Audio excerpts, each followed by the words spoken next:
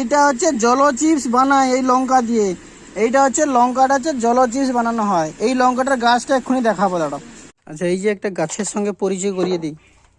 এটা হচ্ছে লঙ্কা গাছ। এই লঙ্কা গাছ আমার মনে হয় কেউ কোনো দিন দেখেনি। আর একটা লঙ্কা যদি কেউ খেতে পারে তাহলে 500 টাকা পুরস্কার আছে। একটা লঙ্কার তরকারি রান্না করলে 10 জন খেতে পারবে, তবুও ঝালে অবস্থা খারাপ। এটা হচ্ছে এখানকার লঙ্কা নয়, এটা গুগলে গিয়ে সার্চ করো এই লঙ্কাটা কোথাকার, কী লঙ্কা।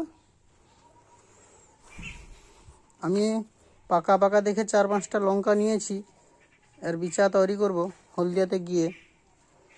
এই 2টো লঙ্কা গাছ দাদা লাগিয়েছে, সারা বছর খেয়েও শেষ করতে পারেনি। এটা 1 বছরের গাছ। এটা আমার বৌদি লাগিয়েছে, দাদা লাগিয়েছে। এই লঙ্কা একটা খেতে পারলে 500 টাকা পুরস্কার আছে। একটা দিয়ে 10 লোকের তরকারি রান্না করা যায়।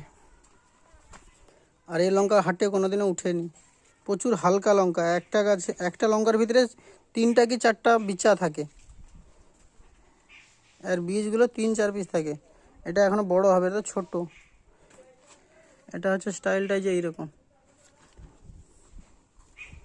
আর একটু ছোট করে লঙ্কা দিয়ে আলু ভাতে মুড়লে আলু ভাতের সেন্টটা দারুণ করে, খুব দারুণ। এই যে একটা চারা আছে, এটা লঙ্কা হবে।